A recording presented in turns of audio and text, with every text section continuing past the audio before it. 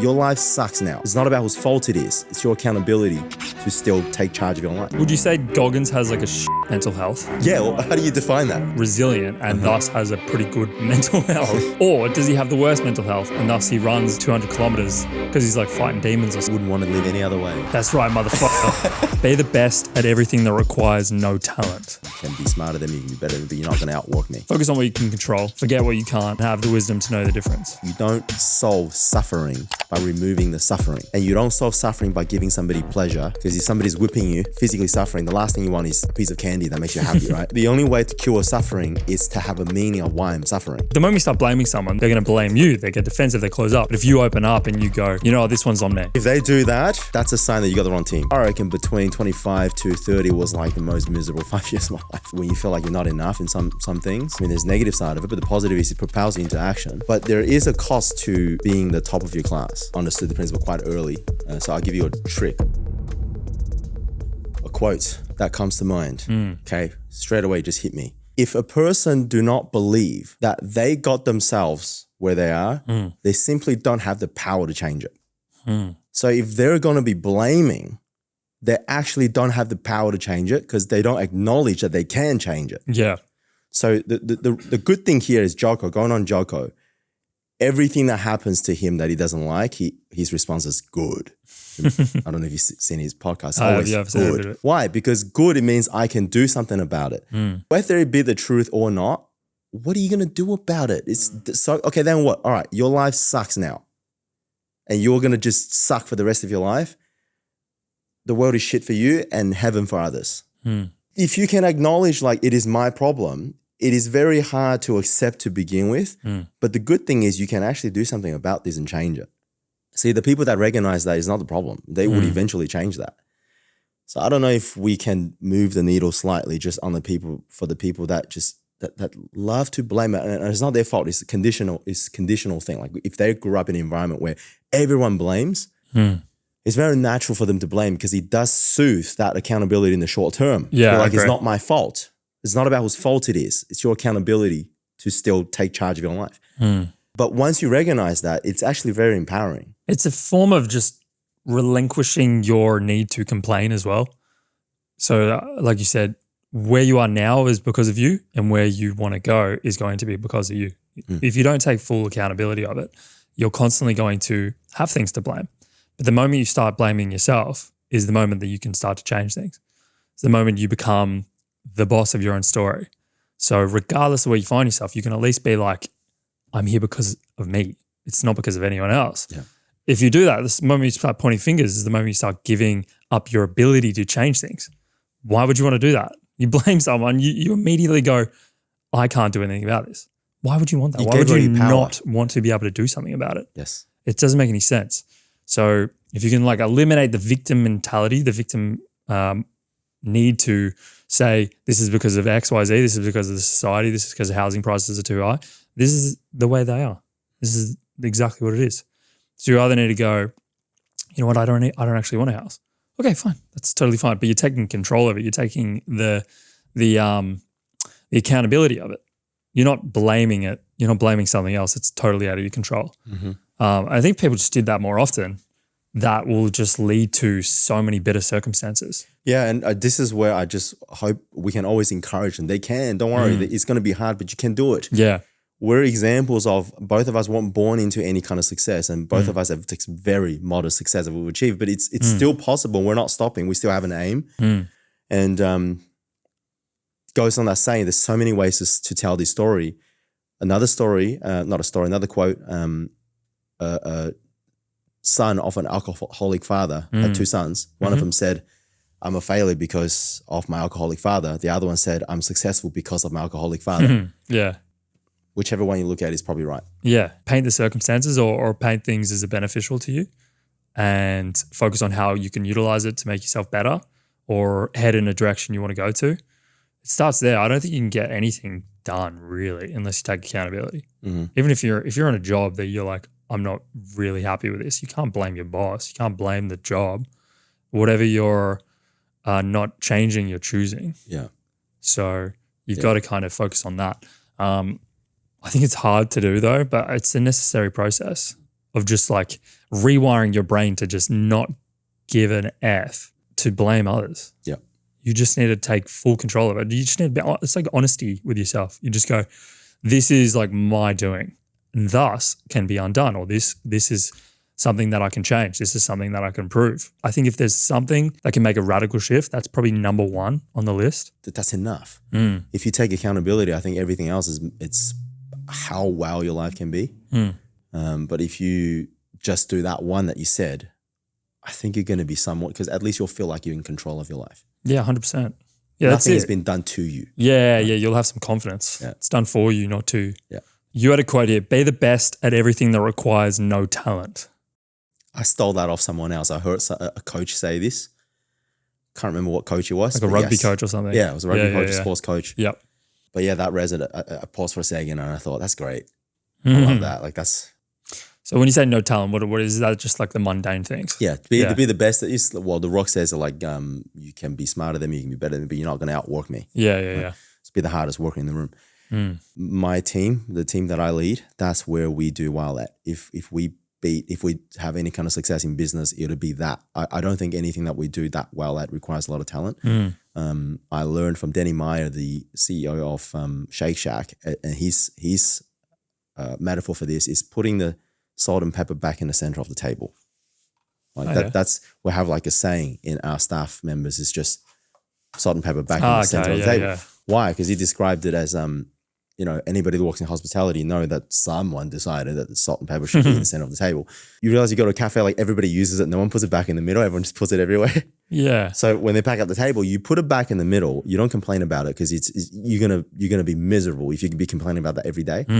You do it every day. That's a part of your job. Yeah. That's all it is. Yeah. So I just think that takes no talent to do. It's a discipline of doing that every day. So every time something happens that annoys us, that we go, I don't know, there's a customer service complaint that the customer's being unreasonable. It's okay. Put the salt back in the center of the table. That's a good metaphor, actually. Salt in the middle of the table. Yeah. It's like brushing your teeth. Like you don't complain about brushing your teeth. You don't think about brushing your teeth. You just do it. Yeah. Yeah. It's like the little things though. You can't really apply that to mundane things like replying to emails or something. Or you can. What do you reckon? I think you can apply for going to the gym. Yeah. You just get in there and you if just your do schedule it. is like 3 days a week. Yeah. If you made a deal with yourself 3 days a week, just go 3 days a week, man. You don't, whether you complain with it or not, you're gonna have to go 3 days. You just get in there. Yeah. You just got to do it. You just get in there and just it's almost like mindlessness. Like you're meditating constantly. Yeah. You're not forcing yourself to do it. You're just getting in there. You're doing it. So it resonated with me a lot, because I tend to like to complain a lot back in the days, and like when things frustrate me, something doesn't go right, it frustrates me, and then I start to rage. I probably end up doing it anyway, but I rage about it. So the part that spoke to me is, dude, just what are you raging about? You're gonna have to deal with it anyways. Just put a smile on your face and go and do it. Yeah, literally. So for me, it was a lot of it was work stuff. It was like, I'm gonna have to do this again. I knew this was gonna happen. I told him not to do this. And then I'm like, wait, put it back in the middle. Yeah. So I go, that's so great, because I end up doing it anyways. And I remind myself that this happens to everyone. It happens to hospitality workers where they put the salt back in the middle. Why am I complaining about this? It's just a task that I have to do every day. Yeah, exactly. It's like brushing your teeth. Yeah, it's just doing it with no complaints. Yeah. There's no limit to what you can do if you don't mind who gets the credit. Oh, yeah. I think that's pretty good. Yeah, I agree.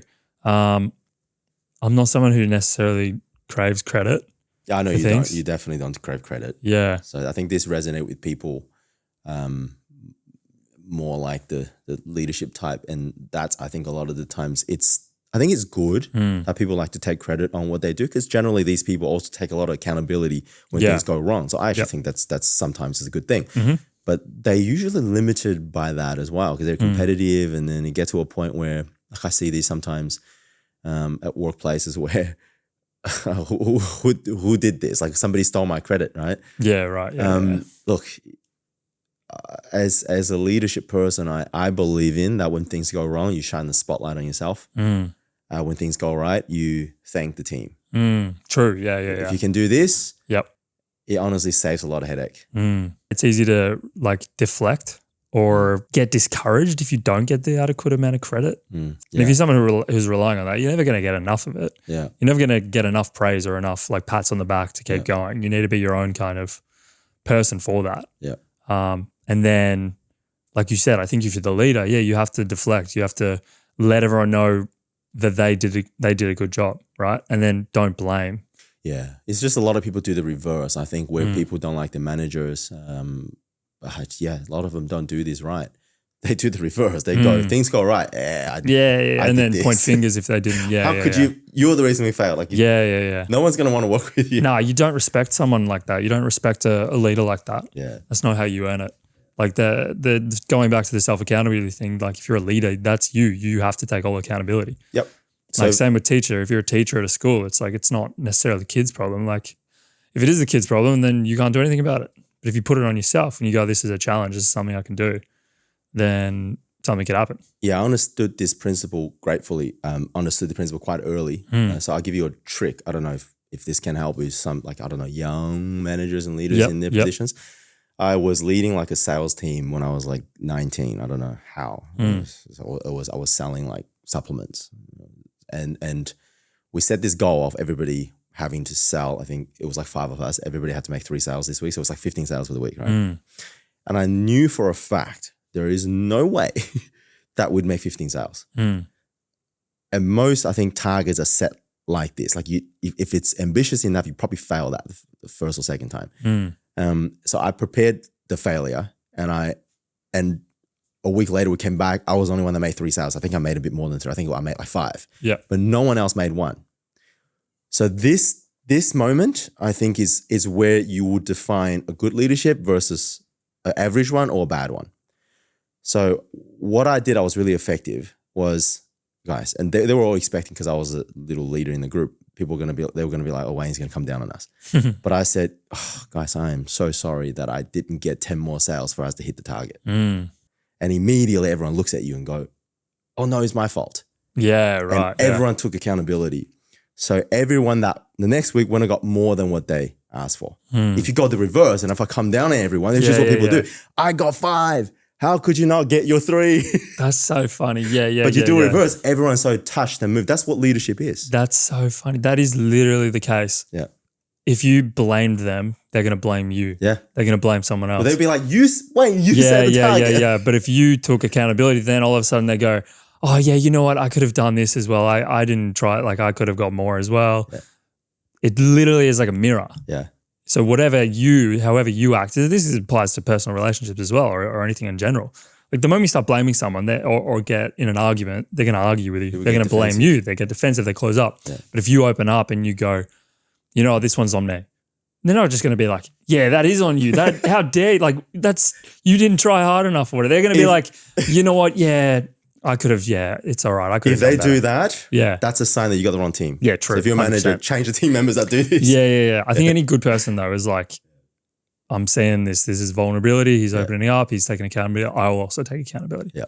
But the moment you blame and point fingers, it's going to come back to you. It's going to come back at you, or they're going to feel discouraged or whatever. It's powerful, man. Far out. In short, you can say I made them feel bad, but it's understanding that all people have hearts made out of flesh, and we're not tyrants. You know, we're leaders. And the thing is, if you're an experienced leader, you would know that 15 sales can be a fail. I knew, even at 18, I knew that was going to be a fail. Yeah, right. But what you did is like the team needs a fail. So what is it? Men change only when they're on their knees. So you have to actually, I don't know, I butchered the quote, but only when something sort of humbles people is when they actually change. But they're already defensive. By you taking accountability, everyone gets inspired by that. One, they start to like the leader. They want to work for you. And if it's not for them, they will do it for you. And that will is actually stronger than doing it for themselves. And people, when you're doing it for a bigger purpose than yourself, like a team is depending on me, people, they suck up the embarrassment of having to make cold calls because they realize it's not about me, it's about the team. It's a lot easier for them. I was just listening to Mr. Beast on the Diary of a CEO with Stephen Wilder. Oh, I haven't heard that one. Have you listened to one of his before? No. Oh, there was on one before? He had one on, he was on Theo Von. He's been on a few other ones. Okay. No, I haven't. Long format.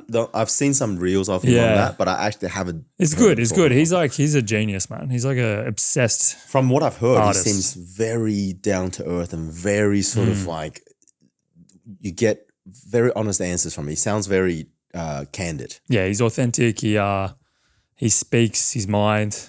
He doesn't give an F. He swears a lot. Yeah. He swears a lot on the podcast. I just realized. But no, he's good. He's a genius. He's absolutely obsessed with what he does. He's only, he's only like 26. Wow. Which is crazy, man. Wow. It's crazy. So for context, this guy, I don't know if you know his early content, but the way he kind of picked up steam on YouTube, outside of him starting off really early, he made like gaming videos. But at some stage, he started doing these kind of like, I suppose, viral hacking videos where he said, for example, he counted to 100,000 in one video, which takes like 18 hours. So nonstop. And then he said like Logan Paul was really big at the time. So he said Logan Paul 100,000 times in a row in one video. So they're like 18, 24-hour videos long. But people click on them because it's like, what the heck? Insane, did he actually do it? Yeah. Now he is where he is today, making much better content. But his virality is the exact same. So that was his early content. So, okay. Yeah. It's essentially he created content of things that people didn't believe that he would do. People that would look at it and then go like, what the fuck? Right. Did he actually do that? Yeah, and then they click on it. Yeah. Like you almost click on it because you're like, that can't be real. And then you watch this guy sitting there. So if he just clickbaited it and like it wasn't real, people wouldn't, it wouldn't have picked up. But because he actually did it, people go, what the fuck? And now his videos are much more. Now he's got a game show on Netflix. Yeah, which is pretty sick. But for him to start there and then end up where he is pretty crazy. But he said a quote and it kind of like hit me. Like I was like, wow, that's like pretty crazy. But they were talking about mental health. I think the conversation was resounding around like burnout and whatnot. And he said that if my mental health was a priority, I wouldn't be as successful as I am today. Yes, I saw that reel. I actually saved it. You might have seen that reel. That one. Yeah, yeah. So effectively he was saying an element of accountability. Like he's like, I am accountable. I'm like not complaining about my mental health because I never made it a priority. So I can't expect it to be good. Yeah. But also in another note, it's almost like the sacrifice you need to make. At some stage, you're going to have like tumultuous times. Yeah. If your aim is to be exceptional, you're going to have to be an exception. And sometimes it's going to come at the cost of, I don't know, negative days or negative months. What do you stand on that? 100% agree, man. Like I don't think, all right, mental health has been a thing that's thrown around often these days. And I'm not an expert. I don't know what is a standard for good mental health. I don't understand this, right? I don't know either. I don't think anyone, it's like health, like physical health. We have barometers on that at least. Yeah. What's the standard? Like, how do we know how happy the average, how good the mental health of the average person is? So I don't know what the standard is. Yeah. But given what I would assume it is, I'm definitely not the happiest person all the time. Definitely not in like the past year's been good. Ever since I got married, I think I've entered like a new stage of life of maturity. And it's the maturity that's made me a little bit happier. But I reckon between 25 to 30 was like the most miserable 5 years of my life. And you can ask my missus on this. During that, my girlfriend at the time. Oh, we were fighting often, and I did nothing for fun, no hobby, and she'd be crying every few days because it's just terrible stuff, man. Just not fun stuff. Like it's nothing. I'm sure people not that I'm having these issues, but I wouldn't be someone with good mental health. But I always understood that. Can you have it all? Yeah, no, unlikely. I'm also thinking that you can have it all, just not all at once. Yeah, is it fair? Yeah. Like I always ask myself, Wayne, do you really want to be 30? Doing what you love, having your lifestyle business that you love, feel like you're making a difference, make good money, physically healthy, hopefully people look up to you. And guess what? You have to be mentally healthy and happy and all the time as well. Who am I to have that? And then I just prioritized. So what would be the priority here? I would give everything for this. Okay, fine. Then for this period of my life, that's the priority. So it's a given to me. I can't imagine people with that level of success can have like, at least at that time, can be in balance. Yeah, it's a 100%. Given to me, 100%. Yeah, I think it's reassuring to some degree. I don't really know what the measurement stick is for mental health. Like, I don't know, mental health is such a buzzword. Like, how do you even quantify it? Yeah, I don't know. I have no idea. So for me, I never really factored in that mental health was even like a thing. Like, okay, this is like you can be depressed or you can have anxiety or you can do whatever the hell. Okay, great. How do you know if you're even experiencing that? Got no idea.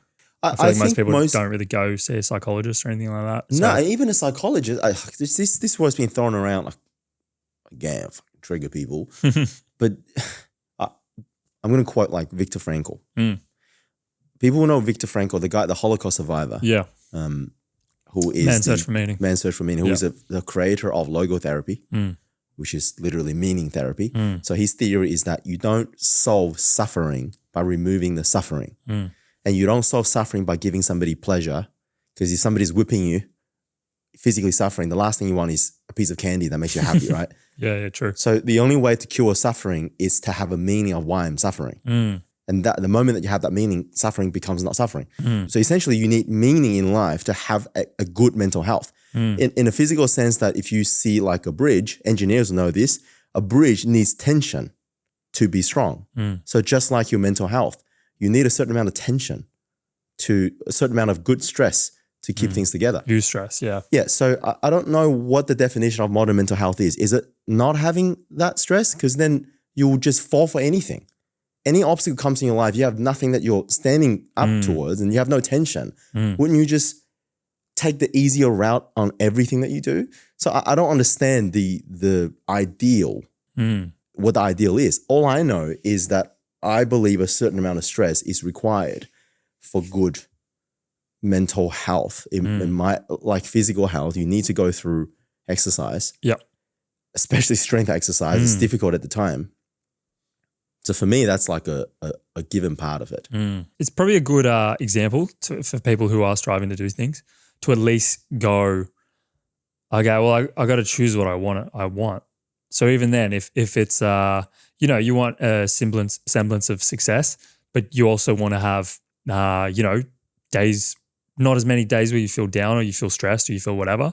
Okay, well then you need to prioritize doing things like meditating or not working on the weekends, or being able to put your phone down, working out more days than not, so you can de-stress and provide that positive stress, as opposed to always just like beating your head against the wall, working, piling on, starting fires, trying to put out fires. And at the very least, if you go, all right, well, my mental health isn't as good as some monk living in a forest somewhere, you could go, but well, it wasn't a priority, so it's not that much of a big deal. I'm still toughing it out. I'm still kind of stretching the band, so to speak. Yeah. At some point it's going to be a priority, but it can't be as high of a priority. You can't expect it to be like you said, you can't have everything. You've got to choose something.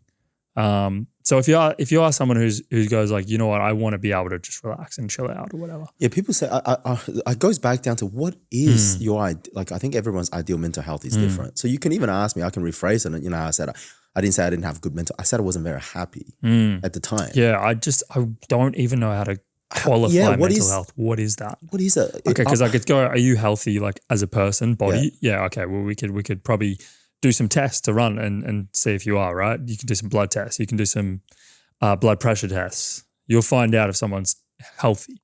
It probably is a how definition. do you see mental hygiene? Like, how do you find that out? Tony Robbins calls it, it's not emotional health or emotional intelligence. He calls it emotional fitness.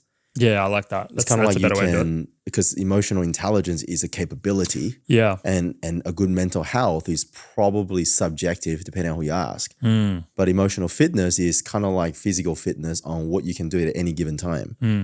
When you don't have necessarily a lot of time to prepare for it, like life throws you shit and you don't have time to prepare. How fit are you to be able to deal with that? For me, I definitely require a certain amount of tension in my life. Without it, I feel so empty. I feel like, well, why am I living for my own pleasure? It feels like miserable. I want to feel like it's not really money. It's more so that I would, even if it is money, is maybe that I would like my mum to see me do well. So because she's struggled and hey, this makes me feel good because it makes her feel good. When I have a family, I want to be able to put my kids through this. Like or even if you want to buy a certain materialistic thing, it's usually for something. It's not the thing itself. I personally need like a certain amount of tension to feel purposeful. Yeah. Yeah, I know, I agree with that. I don't think that comes along with no stress though. I think you can't do it with no stress. when you like for example, I suppose like happiness or satisfaction is the pursuance of a worthy ideal, a worthy goal, like you said. So you'd like to achieve some stuff. Thus, you make your mum happy. You are able to provide a certain lifestyle for your children, yourself. You're able to help society. These are all things that make you feel good. These are like worthy ideals that you can work towards. But I feel like that just doesn't come with zero stress. 100% agree. Yeah. But I don't think it's negative. I don't think stress is negative. I think sometimes people who are doing shit that they don't even like get stressed, like really stressed. So I suppose as long as you're doing something that you're happy to work towards, then and you're accountable of it. I think that's probably where mental health comes from, is like pure self-accountability. Give me the strength to focus on what I can control. Yes. Forget what I can't, and the wisdom to know the difference. Something along the lines of that. Serenity prayer. Yeah, the serenity prayer. Yeah. Focus on what you can control, forget what you can't, and have the wisdom to know the difference. Yeah. Again, if you're blaming things, or you're blaming your job, you're blaming your boss and shit, that's probably negatively impacting your mental health. Yeah. So it all comes back to self-accountability at the end of the day. Yeah, like if people just break it down and be real simple, and like if they say, people that are successful or at least to most people's definition of maybe financial success, corporate success, whatever it is, if they achieve something that's at a higher, they're ahead of a lot of people in their trade. I think that there is going to be a lot of stress associated with that. And you don't have to pay the cost of this, but there is a cost. Just like you buying a pair of shoes off a shelf, it's very easy to decide whether you want it or not. But you can be rich, you can be poor. Like I shop from Uniqlo. I would, like, this is what, like $30. Like to me, I don't value, t-shirts as much as someone that would pay for a $300 t-shirt. And I see the cost. I'm not willing to pay for that. But there is a cost to being the top of your class. I think it was Modern Wisdom podcast or Alex Hormozy's podcast. I don't know how true this is, right? But they always say that there are three, when they sort of research the most successful people in the world, and there are three common traits. And I found this so interesting. Right? They say the first one is a superiority syndrome, where they feel like they are better than a lot of people, or they at least deserve to be better than a lot of people. And two, they have like crippling insecurities. So they always feel like they're never enough. And three is that they have hyper focus. They're able to block out things that don't matter to them at that point. None of these three things sound very good to have, right? So I it was interesting to me because I was like, yeah, see, that's the cost of it. I definitely have crippling insecurities all the time. I just think that's a part of it, because that's a motivation. That's a motivation for you to improve yourself. When you feel like you're not enough in some things, I mean, there's negative side of it, but the positive is it propels you into action. Yeah. It's just having high standards.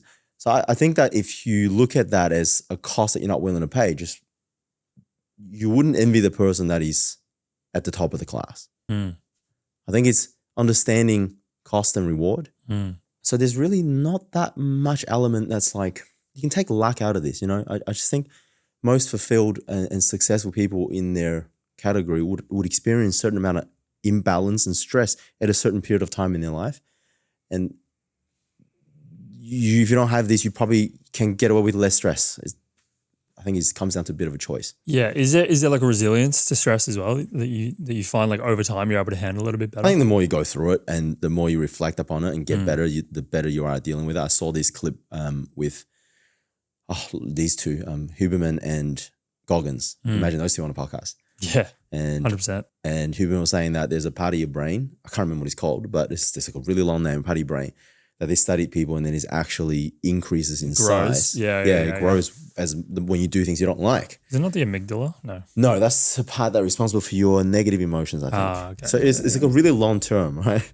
And then Goggins sitting on the hypothalamus or something like that. Is it? Something. It's something, it's hypothalamus or something. Okay, something like that. And then Goggins is there going like, now we're talking to Goggins. Yeah. He's like, that's right, motherfucker. Have you seen my hypothalamus? Actually, he does have a it's like big sticking forehead out of his head. It's just like, but yeah, so I look at that and I go, I think so. You probably if you go through a lot of stress often, what's stressful for you 3 years ago probably isn't That's stressful. a good point though, because like, would you say Goggins has like a shit mental health? Like, Yeah, I know how do you define that? I don't really know him personally or anything like that, or what happens behind the scenes. I But think for you'd most probably people's say standards- he's like resilient and thus has a pretty good mental health. Or does he have the worst mental health and thus he runs 200 kilometers because he's like fighting demons or some shit? Yeah, I think if you ask most So people's it's standards, hard, man. It's hard. he probably has a bad mental health by your standards. But the guy doesn't. I wouldn't want to live any other way. No, you wouldn't know the difference. He'd be like, this is my mental health right here. This is me running, and that's how I keep my mental He's health. different. Like, So it's so subjective that you honestly never know. You honestly never know. I'm sure someone's like pure, perfect mental health would be like lying on a beach sipping pina coladas all day. somebody asked him But that that would question. drive another person mad. Yeah, somebody asked him that question when he came down to. I went to one of his live events. Seminar things. Yeah. Yeah. So someone had the audacity to ask Goggins, How's your mental health? how's you?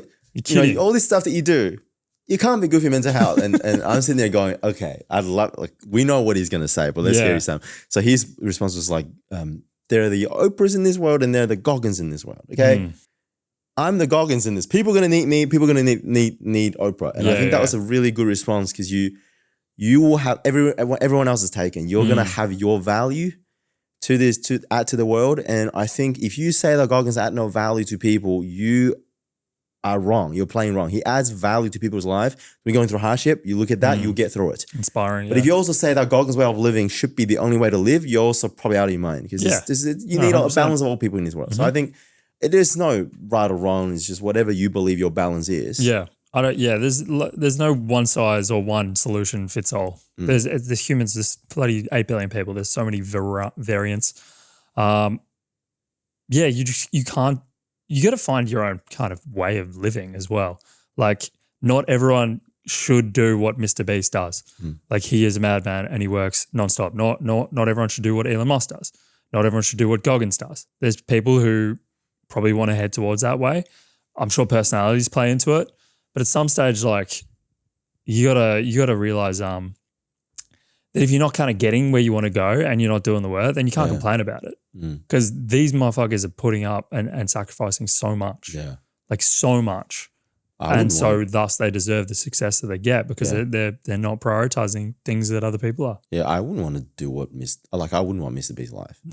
And I wouldn't want to, like, I love Goggins, right? But I got to look deep inside. I don't want a life like that. No. 100%. I would like wife and kids. I would like a family. Like who can live with him? The guy's in that case. Yeah, or even that. Have you seen the guy who's trying to live forever, Brian Johnson? He's not trying to live forever, but he's trying to reduce his biological age. Really? Or his actual age, something like that. Yeah, he started a company, sold it for multiple hundreds of millions. Right. And then now he's on YouTube and he's trying to so he sacrificed his health when he was building a business. And now he's gone the complete other way. He's like, I'm going to do nothing but my health. So he's trying to reduce his chronological age. And so he goes to bed at 7 p.m., wakes up at 5 p.m., has Wakes block up up at 5 blinds. a.m. you mean? Wakes up at 5 a.m. Sorry, Yeah. goes to bed at 7 p.m. He sleeps 24 hours. And something like that. So his sleep schedule's all really, really, really early, and then wakes up. He has to do this gigantic routine. He puts a helmet on his head for stimulate hair growth. Puts eye blockers. Get in a hyperbaric chamber. Only eats kale and blueberries and all this shit. Not a British guy, is he? No, he's American. I'm pretty sure he's American. Okay. But how could you have a relationship? How could you have, when someone's doing like that? So he's completely sacrificing everything else for that. And maybe he can, but there's no balance there. So these are things that some people just choose to do and completely sacrifice other things. I suppose that's kind of what you mentioned with what Hormozy was saying, the hyperfixation on things. That is, you wouldn't look at that and go that's a positive trait, but it is usually a trait that leads to desirable outcomes. Yeah. Man, I'll give you an example. I'll tell you how negative of a trait that is, that hyperfixation. Is that what you call it? Hyperfixation I suppose trait. so. Yeah. My missus always said this about me. I always saw the positives of it. I'll tell you how stupid this one thing that I did was, right? I think it was 2014, 2015. I don't know. But I remember there was a period of time my mum was visiting Australia. So the only reason that I realized how stupid it is she's from a subjective objective perspective of just telling me, Wayne, look what you're doing. You're so dumb. I think it was 1 week business was bad. For those who don't know, I run a gym's business. At the time, we had 1 gym. And then I think over a weekend, we lost like something like 10, 20 members, something like an amount that was high at the time. Yeah, right. And I got stressed out. So it was a Saturday night and I wanted to do something to stop that from happening. Okay. So, and I felt so guilty sleeping at home while business is bad. I don't know what to do. I just had to do something. So I went to the gym and sat in the office in the gym. Like this is upstairs in that little office. I sat there with an open laptop that is on like a screensaver. I just looked at the screen I couldn't sleep. 3 a.m. I went there at 3 a.m. I sat there all the way till like 8 when staff walked in. They're like, whoa, Wayne, what are you doing here? I was just full upset at myself, just looking at the screen. Didn't sleep all night and grumpy the next day. My mom was telling me, is this how you live? Like, what good did you do? You ruined your health. You're not happy with your family. This is a weekend. You ruined our weekend. And you didn't make any physical difference to your business. You just tortured yourself. So that's that trait. Because at times, I should probably get a good night's sleep and just relax and just figure out what's happening. But with that trait, you can't. You got blinders on. You actually can't see what's around you. You just think that I've got to do something. I don't know what it is. Let me go and do it. Yeah. So that's the negative side of like, yeah, I 100% what get did that even do? I just wasted time. Yeah. I know, I get you. I think these are things that like, it's an obsession. Yeah. You get obsessed with these things. And that is like not a prerequisite, but a very strong catalyst to success is just being obsessed with what you're doing. Yeah. And I had that as well. You see the positive, but then you see the negative of when you actually did nothing. 100%. Oh, yeah. I suppose in that sense, it's like, that seems like partially insane. Yeah. I thought you'd at least go and you'd be like, oh, I'm going to learn how to mark because I lost 20. I'm going to get 20 more or whatever. I'm literally just punishing myself. So I did nothing. That is a little weird. That is a little strange. And I look back at it and I go, this stupid Wayne, why don't you just, because it's almost like you did bad, punish yourself. Yeah. The intent is there. But that is not, that is even crazier because it's not really in your control. Well, it is partially in your control, but if 20 people left. I didn't even figure out what was happening. Yeah, exactly. Yeah. They're gone. Like, it's like, what can you do about it? You don't need to punish yourself. Yeah, so I'm just showing like the negative trait of like when it takes over, you don't even think, you don't do anything. And I'm sure like there are some successful people that, or at least driven people that can relate. But I did the similar thing. Yeah. But my point is like, that's not always good. There are good side of it. And there are just pure bad side where my girlfriend at the time and my mum were just both like, what the fuck? Now our weekend's shit because Wayne hasn't slept for 2 days and he's just grumpy at everybody. No, I've had a similar experience with that, with like being on holiday. Yeah. Like traveling in Africa. Okay. Which is pretty crazy. It's like a crazy cool place to see. Yeah. And then just still like finding any opportunity I can to like work. Right. Like always thinking like, all right, I could duck away for like half an hour and like film some content or get this or get that. Or have I done this today? No. Have I like slept? Yeah, 3 hours. Great. So I'm like burning the candle at both ends. So I'm still trying to get like the holiday, whatever, see the sightsee because I'm like, this is cool. Like how often is anyone in Africa? But I'm still like, can't pull myself away. I'm like obsessed. I'm like, nah, but like I want to do this. I want to do that. So you're trying to make both things happen. But you get obsessed with these things. Like when you're honestly like in love with it, and you want it to do well, you just think about it all day. Sacrifice other things, like sleep, like maybe memories, maybe times you could create and whatnot. So I'm not saying it's necessarily a good thing, but these are things that maniacally successful people make. These are choices that people make. I think it's reassuring to hear that you say that because you're quite a creative and quite you're creative because you can always look around. Right, and find the best ideas all the time. So I wouldn't have considered you're the type that put blinders on and just don't look around you because most things I learned from you was the creativity side. Well, just look around. There are easier way to do this. So for you to say this, it's pretty surprising for me to hear. Like, really? Even you did this? Yeah. No, 100%. I remember just being like, nah, I've got to do this. I've got to do that. I've got to do that. Wow. Okay. Yeah. So any chance I had, like as soon as we got back to the hotel room or while people were out having lunch, I'd be like, I'm going to go duck off and do some stuff. Yeah. That's reassuring. It's crazy, man. It's crazy to think about, like, because you just go like, like why? Because you get, like you said, like when you lost 20 members, you go to the gym and you're like, I've got to do something. You don't know what to do. Yeah. But you're still like, I've got to like feel like I've got some level of control over this. Yeah. I don't just want to let this 20 like just go by and just sleep. I'm not just going to sleep well. Yeah. Do you know what I mean? Yeah. So it's kind of that element as well. Yeah, the time like that's I can't, like, even you go through this. So hopefully that says something to someone. There's always a bit of that in there.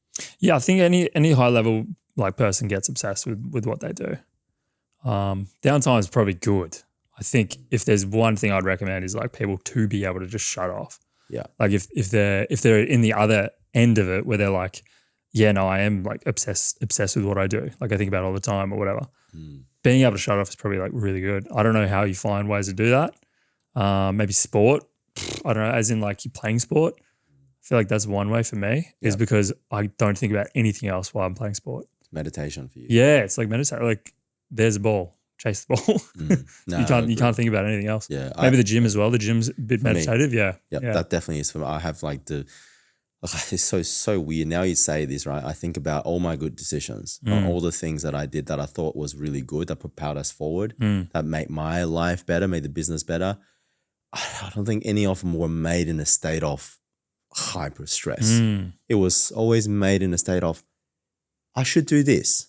It's always something like this. And you're never in that state when you're like sitting up at 3 a.m. just looking at a screen. You're not in that state at all. No way. So, but it's really hard to get me to go into that state. So yeah, so the gym, like that's why I train. I have to train every day because when I'm training, I'm kind of relaxed in that sense. At least my attention is just on one thing. Yep. I agree with you, man. Like it is hard to do though. It still is hard to do for me to just pull myself away. And I reckon more often than not, when I take myself away, I come up with some pretty good ideas and 100%. Yeah. It's probably an underrated component of kind of work-life balance is just being able to shut off. Not shut off in the sense of like all right, so you've done the work, go on party or something like that. yeah. Like, but just relax, like the chill right out. person need to hear this though. We can't be saying this for everyone. No way. I think because some people with might bad go the work other way. ethic would hear this and be like, yeah, that's all I do. They probably need more of the other way. But there's probably, definitely the component of people who are just like